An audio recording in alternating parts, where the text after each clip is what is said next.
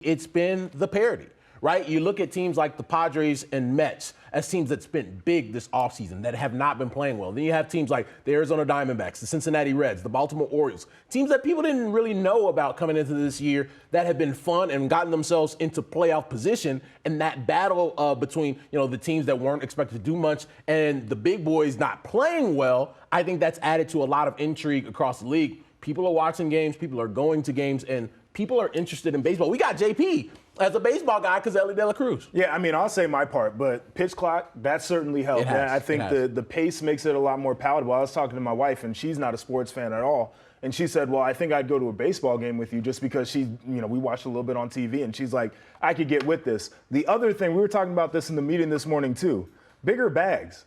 Right? Like, you got dudes going for it. They're stealing bases right now. It just adds more action to the game. And for somebody like me, that action definitely equates to excitement.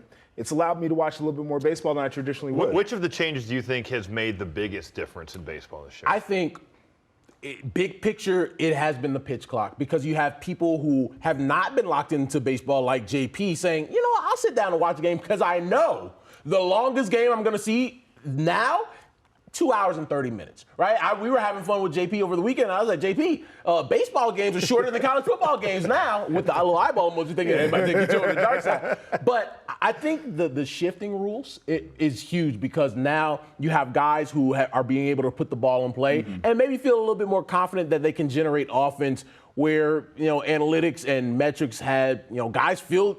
If I know that a ball that was a hit 30 years ago is no longer hit now, it is demoralizing. And I know people go, oh, well, if you're a really good hitter, you can hit the – Guys are throwing ridiculous stuff. I don't know if you watch the game anytime soon. You got brothers throwing 100 with nasty wipeout sliders and breaking ball or sweepers, whatever they want to call breaking balls these days. So I think that's been a really big thing to get offense up, which it is across the board. But I think you have good storylines.